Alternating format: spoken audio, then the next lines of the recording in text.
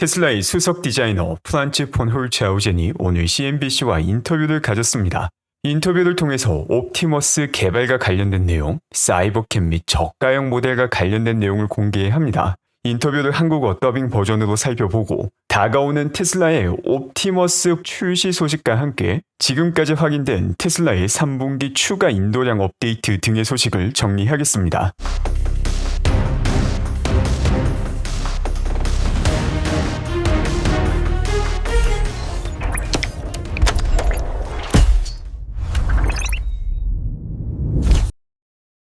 당신은 2008년부터 테슬라에 있었습니다. 테슬라에서 나온 모든 차량, 사실상 모든 제품의 뒤에 있는 비전가 혹은 그중 한 명으로 일조했습니다. 일론에게 보고하는 가장 오래된 임원 중 한 명입니다. 그와 함께 일하고 그를 위해 일한다는 것은 어떻습니까? 투자자들은 현재 회사에서 그의 역할을 어떻게 이해해야 할까요? 일론은 비전가입니다. 지속적으로 한계를 뛰어넘으려 하고 우리가 진정으로 염원하고 얻기 위해 싸울 가치가 있는 미래를 찾고 있는 사람입니다. 그리고 저는 그런 환경에서 디자이너로서 미래가 어떤 모습일지에 대한 비전을 만들고 구상할 수 있는 능력이 있다고 생각합니다. 우리는 항상 미래는 미래다워야 한다고 말합니다. 그래서 우리는 끊임없이 미래처럼 느껴지는 프로젝트를 개발하기 위해 노력하고 있습니다. 이것은 사이버 트럭과 사이버캡 같은 제품과 앞으로 나올 차량들, 심지어 옵티머스에서도 볼 수 있습니다. 정말 흥미롭고 항상 한계를 뛰어넘고 있습니다. 지금도 첫날부터 항상 똑같았습니다. 그리고 또한 엄청나게 즐겁습니다. 네, 그리고 방금 언급하신 세 가지 모두 여기 전시되어 있습니다. 옵티머스 로봇은 사실 바로 여기, 당신 뒤편 견납고에 있습니다. 이 휴머노이드 로봇의 개발에 대해 어떻게 생각하십니까? 그리고 그것이 생산 측면에서 무엇을 의미하며 특히 머스크가 이것이 테슬라 미래의 큰 부분이 될 것이라고 많이 이야기했는데요. 네, 이것은 테슬라의 큰 부분이 될 것이지만 저는 미래를 내다보는 우리 세계의 큰 부분이라고 생각합니다. 사소한 일들과 당신이 꼭 하고 싶지 않은 일들을 누군가, 즉 그것을 할 수 있는 인간에게 업로드할 수 있는 능력입니다. 그래서 우리는 인간이 세상에서 어떻게 일하는지를 고려한 로봇을 설계하고 있습니다. 이 세상은 인간 중심으로 설계되었습니다.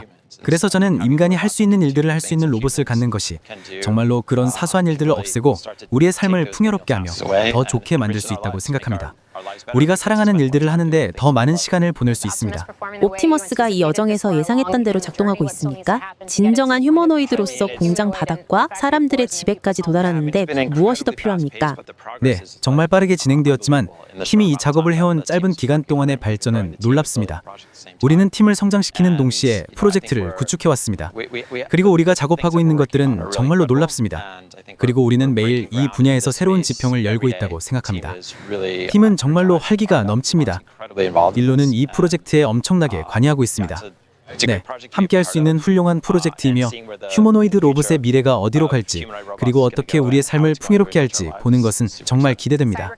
사이버캡도 여기 전시되어 있습니다. 사이버캡의 양산 계획은 어떻습니까? 그리고 개발 과정에서 어떤 디자인 변경이나 조정이 있을 것으로 예상해야 할까요? 기본적으로 이 서밋에서 보시는 것은 작년 10월 10일 행사에서 보여드린 것과 같습니다. 그리고 이 차량은 우리의 모든 차량에 있는 완전 자율주행 스택과 기능을 사용하고 있으며 차량은 여기서 보시는 것과 본질적으로 비슷하게 보일 것입니다. 사소한 변경사항이 있을 수 있지만 이는 차량을 더 효율적이고 더 좋게 만들기 위한 개선사항일 뿐입니다. 이것은 정말로 2인승 차량입니다. 차량 공유의 98%는 한 두 명입니다. 따라서 낮은 마일당 비용으로 훌륭하게 작동하는 것에 중점을 두고 있으며 그리고 이것이 도로에 나오면 게임 체인저가 될 것이라고 생각합니다. 3만 달러 미만의 차량을 볼 수 있을까요? 그렇다면 그 차량의 디자인 정신은 무엇을 의미할까요? 저는 우리가 이 차량들로 계속해서 나아가고 있으며 항상 최고의 비용 효율성을 얻으려고 하고 있다고 생각합니다. 모델 3, 모델 Y 말이죠. 우리는 계속해서 비용을 절감하는 동시에 전반적인 경험을 풍요롭게 하고 있습니다. 최근에 출시된 모델 Y에서 일부 개선 사항을 보셨을 것이라고 생각합니다.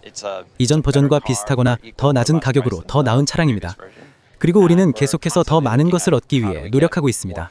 먼저 이번 인터뷰에서 가장 중요한 부분은 미래는 미래다워야 한다라는 발언을 프란츠도 그대로 하고 있다는 점입니다. 이 발언은 일론 머스크가 처음으로 시작하였는데 단순히 CEO의 미사 여구가 아니라 테슬라라는 기업의 전체 철학으로서 활용되고 있음을 볼 수 있습니다. 미래다운 미래를 만들기 위해서 단순히 시간을 보내는 것이 아니라 이 미래를 위해서 실제 행동하는 것이 일론 머스크이자 테슬라입니다.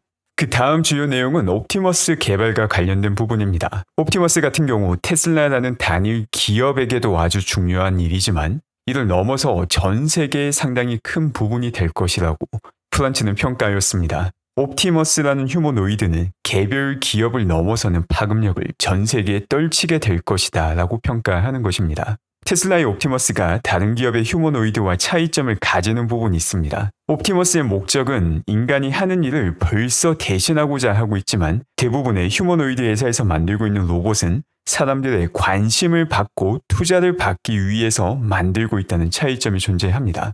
이제 이런 모습을 가장 대표적으로 보여주는 게 바로 유니트리입니다. 이 유니트리를 보게 되면은 가만히 있는 로봇을 괜히 공격하여서 계속해서 넘어지게 만드는 모습입니다. 이건 누가 봐도 단순한 테스트가 아니라 사람들의 관심을 받기 위해서 의도적으로 과장된 테스트를 하고 있다는 걸 확인할 수 있죠. 특히나 저 의자나 발로 저렇게 차는 행위는 결코 필요하지 않음에도 불구하고 상당히 잔혹해 보일 수 있음에도 불구하고 이런 잔혹성을 통해서 사람들의 관심을 받고자 하는 모습을 볼 수 있습니다. 그리고 이 영상에 대해서 일론 머스크는 옵티머스 같은 경우 해당 유니트리 로봇보다 2배나 더 무게가 나가지만 넘어지는 것 자체가 거의 불가능하다고 말을 합니다. 유니트리에서는 넘어져도 잘 일어난다라는 걸 강조하고 있지만 일론 머스크는 처음부터 넘어지지 않는 휴머노이드를 만들고 있는 것입니다. 왜냐하면 사람이 하는 일을 대신하는 로봇을 만들고자 하기 때문에 애초에 넘어지면 안 되기 때문입니다. 또 그 밖에 다양한 휴머노이드 기업에서 사람들의 이목을 끄는 방안이 손가락의 유연함을 보여주는 방안입니다. 손가락에 얼마나 많은 관절을 가지고 있고 자유도를 가지고 있는지를 강조하며 상당히 뛰어난 기술력을 확보했다라고 강조를 하고 있는데 여기서도 핵심은 인간이 할 수 있는 일을 하는 손을 만드는 것입니다. 우리가 휴머노이드의 손을 평가할 때도 단순히 얼마의 자유도를 가졌느냐를 기반으로 평가하는 경우가 많은데 자유도가 아무리 높다 하더라도 사람이 하는 일을 대체할 수 없으면 이건 의미를 가지지 못합니다. 휴머노이드 손에서도 의미 있는 자유도를 가지기 위해서는 단순하게 모터가 하나 더 추가되고 관절이 하나 더 추가되는 것에서 끝나는 것이 아니라 사람의 손과 비슷해질 필요가 있습니다. 그런데 사람의 손을 보게 되면 악력이 아주 강한 힘을 낼 수 있는 이유는 이 손에 붙어 있는 근육이 강하기 때문이 아니라 팔에서부터 내려오는 전완근을 활용해 지렛대 효과를 발휘하기 때문입니다. 이와 관련된 내용은 일론 머스크가 과거 인터뷰를 통해서 벌써 밝혔고 테슬라의 옵티머스 같은 경우 벌써 인체공학적으로 접근해서 이 전완근의 지렛대 효과를 활용할 수 있는 방식으로 디자인하고 있다는 것을 암시하기도 하였습니다. 바로 이런 내용이 오늘 프란츠가 인터뷰에서 밝혔던 테슬라의 휴머노이드는 인간이 할 수 있는 일을 대체하는 로봇이 될 것이다. 또한 테슬라를 넘어서서 전 세계에 큰 영향을 주는 로봇이 될 것이다. 라는 주장을 뒷받침하고 있습니다. 또한 동시에 중국 웨이보 공식 테슬라 AI 계정에서 옵티머스 버전 3가 올해 말에 출시가 될 것이라고 밝혔습니다. 번역된 영어 표현을 보게 되면 런치라고 적혀져 있는데 런치라는 게 제품 출시를 주로 의미하죠. 이 단어 그대로 진행이 된다면 사실상 올해부터 테슬라는 옵티머스라는 휴머노이드 제품을 판매를 시작하게 된다는 의미입니다. 또한 동시에 대량 생산은 2026년부터 시작된다고 공식 테슬라 웨이보 계정이 밝히고 있습니다. 여기서도 좀 상당히 재미난 내용이 있긴 합니다. 테슬라의 엔지니어링 헤드쿼터 같은 경우 여전히 미국 캘리포니아에 존재하며 또 다양한 혁신은 대부분 미국에서 먼저 시작이 됩니다. 휴머노이드 같은 경우도 미국에서 주도적으로 진행을 하고 있는데 웨이보에서 이런 중요한 발표가 나왔다. 중국에서 먼저 발표가 나왔다라는 점은 역시 좀 상당히 흥미롭습니다. 중국의 발표라는 단 하나의 사실만 가지고 새로운 내용을 추론하기는 쉽지는 않지만 일단은 상당히 예상 밖의 행보가 오늘 목격된 것은 사실입니다. 그리고 올해 말 출시된다고 말을 하였던 옵티머스 버전 3 같은 경우도 과거 일론 머스크가 관련 정보를 제공하기도 하였습니다. 지금까지 확인된 모든 옵티머스는 버전 3가 아직까지 아니라 버전 2와 버전 2.5라고 밝히기도 하였습니다. 이 버전 2.5 옵티머스 같은 경우 손가락이 조금 더 사람처럼 보이게 바뀌기도 했었죠. 또한 테슬라 공식 계정에서 공개하였던 옵티머스 버전 2.5 같은 경우 밝기를 바꿔서 내부를 보게 되면 상당히 귀여운 얼굴을 하고 있다는 게 과거 확인되기도 하였습니다. 동시에 중국 공급망 정보에 따르면 현재 테슬라 옵티머스의 제조 원가가 2만 불까지 떨어졌다라는 루머도 나오고 있는 상황입니다. 얼마 전 팜에이지아라이라는 곳에서 본인 주식의 주가를 펌핑하기 위해서 테슬라와 옵티머스 계약을 했다는 가짜 정보를 퍼뜨리기도 했는데 만약 중국에서 발표한 이 정보가 사실이라면 올해 말 실제 테슬라의 옵티머스 판매 계약 소식을 들을 수 있게 되는 것입니다. 그리고 이와 함께 다가오는 주총에서는 일론 머스크가 옵티머스와 함께 춤을 추는 모습도 볼 수 있게 됩니다. 그 밖에 프란츠는 사이버캣과 관련된 이야기도 나누었습니다. 오늘 인터뷰가 진행된 서밋에서 공개된 사이버캣 같은 경우 작년 10월 10일 위 로봇 행사에서 공개한 모델과 동일한 제품이라고 밝혔습니다. 이와 함께 앞으로 나오게 되는 사이버캣 같은 경우도 변화가 거의 없을 것이다 라고 밝혔는데 이거 자체가 애초에 작년 10월 10일 사이버캡을 공개했을 때 견고한 핵심 디자인이 완성되어 있는 상태였다는 것을 의미합니다. 동시에 사이버캡은 현재 테슬라 소비자들이 사용하고 있는 FSD와 동일한 FSD를 사용할 것이라고 밝혔습니다. 이 또한 테슬라 FSD 소프트웨어의 범용성을 보여주고 있습니다. 로보택시에도 활용되고 섹시 모델 사이버트럭 그리고 옵티머스에까지 모두 다 동일한 기반의 FSD가 사용되는 것입니다. 이를 통해서 대규모 스케일을 확보하고 있으며 어제도 살펴봤던 라이트의 법칙을 그대로 적용할 수 있는 환경이 되는 것입니다. 동시에 사이버캡 같은 경우 게임 체인저가 될 것이라고 밝히며 프란츠가 강한 자신감을 내비치기도 하였습니다. 마지막으로 3만 달러 미만의 저가형 차량과 관련된 이야기도 짧게 나누었습니다. 그리고 이 질문에 대해서는 모델 3와 모델 Y의 변형을 언급합니다. 이는 과거 어닝콜에서도 확인했듯이 저가형 모델 같은 경우 모3, 모Y와 플랫폼을 공유하고 있다는 것을 다시 확인할 수 있는 내용입니다. 이를 통해 저가형 모델이 극단적인 변화를 보여주지 않을 것이다 라는 것도 유추가 가능합니다. 또한 동시에 새로운 플랫폼을 만드는 것이 아니라 기존 플랫폼을 변형해서 저가형 모델을 만들기 때문에 양산 속도는 신규 플랫폼을 활용할 때보다 더 빠르게 올라갈 수 있다는 것 역시 유추가 가능합니다.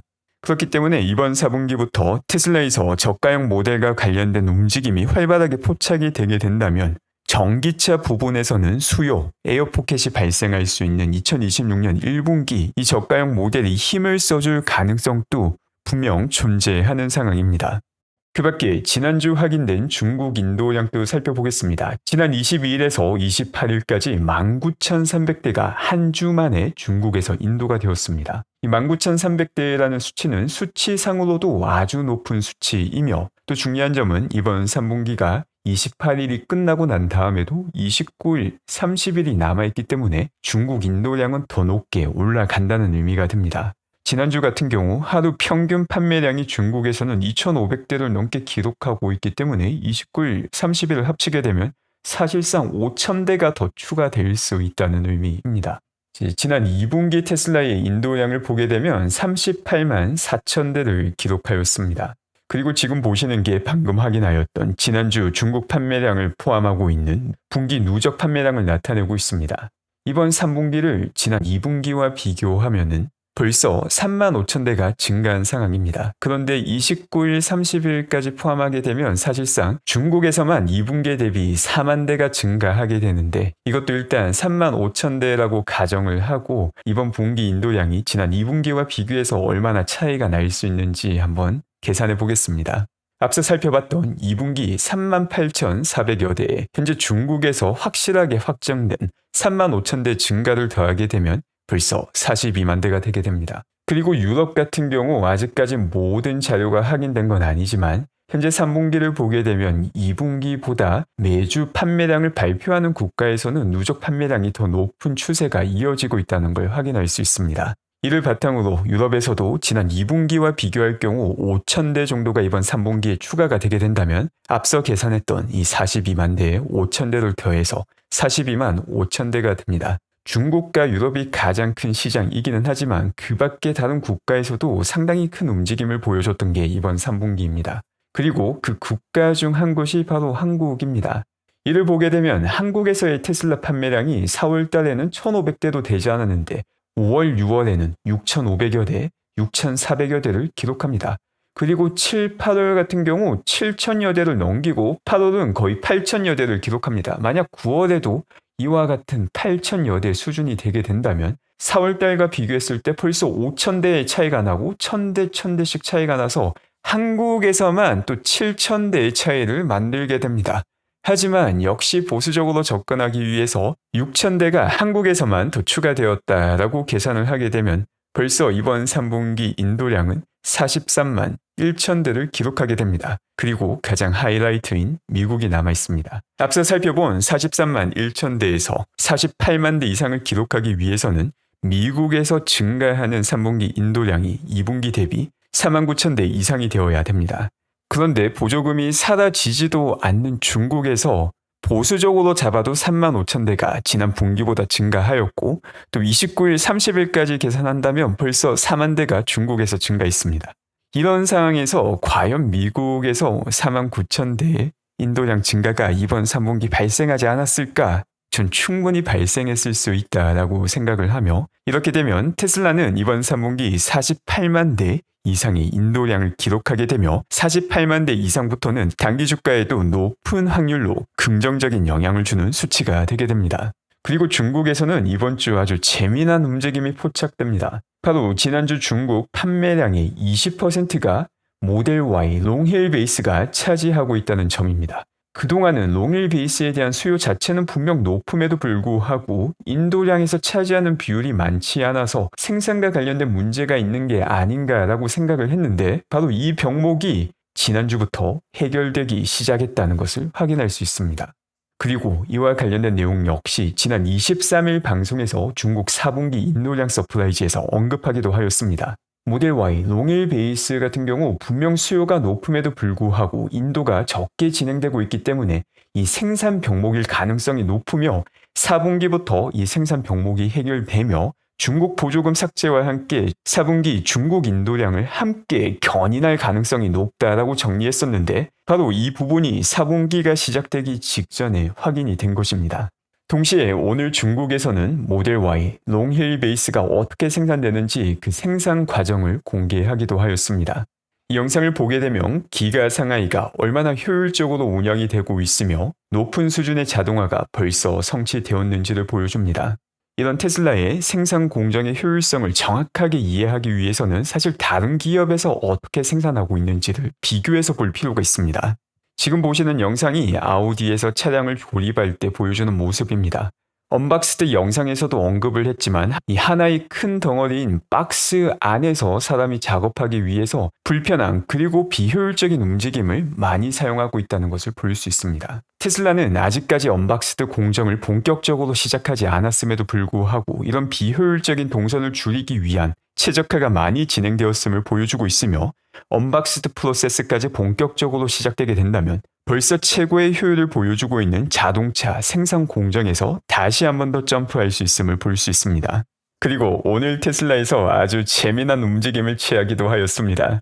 오늘이 3분기가 끝나게 되는 마지막 날인데 바로 이 마지막 날 미국에서 모델 Y 퍼포먼스를 출시한 것입니다. 그리고 이와 함께 출시 당일인 오늘 이 퍼포먼스를 구매한다면 $7,500의 세액공제를 여전히 받을 수 있다라고 밝히며 세액공제가 끝나기 전에 정말 마지막 한 방울까지 효율적으로 짜내는 모습을 보여줍니다. 모델 Y 퍼포먼스 같은 경우 출시 당일 효과와 함께 이 $7,500 세액공제 효과, 이 더블 버프를 등에 업고 또 4분기 인도량을 견인하는데 어느 정도 역할을 할 것으로 보입니다. 그 밖에 테슬라 의결권 행사와 관련해서 어처구니 없는 움직임이 포착되기도 하였습니다. 네덜란드 ING 같은 경우 테슬라 주식을 보유하고 있는 고객들에게 의결권을 행사할 수 있는 방안을 제시해 주지 않아도 법적으로 문제가 없다라는 어처구니 없는 답변을 남깁니다. 여기에 대해서도 일론 머스크가 글을 남기죠. 주주들의 정당한 권리를 행사하는 것을 막는 것은 범죄다라는 답글을 남기기도 하였습니다. 현재 한국에서도 다양한 증권사에서 테슬라 의결권을 행사하는 방법을 안내하고 있습니다. 이에 따라서 의결권을 어떻게 행사해야 되는지 댓글로 질문을 주시는 경우가 있는데 이와 관련된 내용은 오늘 영상 고정 댓글을 확인해 주시기 바랍니다. 과거 영상에서 의결권과 관련해서 정리했던 부분을 링크로 달아두었으니 이 영상을 확인해 주시기 바랍니다. 그 밖에 일론 머스크는 인류 전체를 위한 아주 큰 변화를 만들고 있습니다. 여기서 아주 중요한 내용이 그로키피디아입니다. 이 그로키피디아와 관련된 내용은 지난 9월 10일 일론 머스크가 진행했던 인터뷰를 통해서 확인할 수 있었는데 그 내용을 보게 되면 지금 우리가 접하고 있는 상당히 많은 정보가 잘못되었음에도 불구하고 마치 사실처럼 퍼지고 있는 경우가 많습니다. 가장 대표적인 게 미디어이죠. 명백하게 잘못된 내용임에도 불구하고 심지어 이게 잘못된 내용이다라는 걸 알고 있음에도 불구하고 다량의 매체에서 똑같은 이야기를 퍼뜨려 버리면 많은 뉴스 미디어에서 똑같은 말을 하기 때문에 이거 자체를 진실이라고 생각하는 사람들이 많이 발생하게 됩니다. 바로 이런 문제를 해결하기 위해서 일론 머스크는 그로키피디아를 만들 것이라고 밝혔습니다. 단순하게 인터넷에 존재하는 걸 통해서 새로운 백과사전을 만드는 것이 아니라 그록의 추론 능력을 활용하여서 잘못된 내용이 있는지 점검하고 부분적으로 사실인 내용이 있는지 혹은 빠진 내용이 있는지를 전부 다 재검토하여서 인류 전체 지식 데이터베이스를 완전 처음부터 만드는 작업이 되게 됩니다. 그리고 흥미롭게도 일론 머스크가 그로키피디아를 만들겠다고 밝히고 난 다음에 위키피디아에서 개혁 선언이 나오게 됩니다. 그 개혁 내용을 보게 되면 아주 흥미롭습니다. 이제 더 이상 합의에 의한 의사결정을 종식하겠다라고 밝히고 있습니다. 이전에 위키피디아 같은 경우 이 위키피디아를 관리하는 몇몇 사람들이 합의만 하게 되면 이게 진실이다라고 판단을 하고 그 내용만 위키피디아에 실을 수 있었습니다. 이와 반대되는 내용 혹은 경쟁하는 문서는 아예 위키피디아에 올라갈 수가 없었으며 또한 블랙리스트에 오르게 된다면 아무리 진실을 말한다 하더라도 인용 자료로서 사용될 수가 없었습니다. 이에 따라서 위키피디아는 원래 중립성 정책을 부활시키겠다고 밝혔는데 이거 자체가 기존의 위키피디아의 다양한 정보가 상당히 편향이 많았다는 것을 인정하고 있는 것입니다. 또 동시에 위키피디아 같은 경우 사실 소수의 몇 명에 의해서 모든 정보가 거진 통제된다. 특히 정치적인 내용과 관련해서는 심각한 편향을 보여주는 경우가 많았는데 바로 이렇게 통제되고 있던 위키피디아 리더들의 정체 역시 공개하겠다고 밝혔습니다. 제가 보는 현대사의 가장 심각한 문제는 너무나도 명백한 잘못된 내용임에도 불구하고 특정 단체 혹은 특정 인물의 이익을 위해서 이 잘못된 정보를 대중들에게 뿌리고 또 이게 먹힌다라는 게 가장 심각한 문제 중 하나라고 봅니다. 그리고 일론 머스크는 바로 이 문제를 그로키피디아를 통해서 해결하고자 하고 있는 것입니다. 그로키피디아가 나오지도 않은 시점에서 벌써부터 문제가 많던 위키피디아의 개혁 모습을 확인할 수 있으며 가장 문제가 심각한 언론 역시 그로키피디아와 함께 많은 부분이 해결될 것이라 생각합니다. 오늘 또 함께 해주신 분들 감사드리며 언제나 건강하고 즐거운 하루 되시기 바랍니다.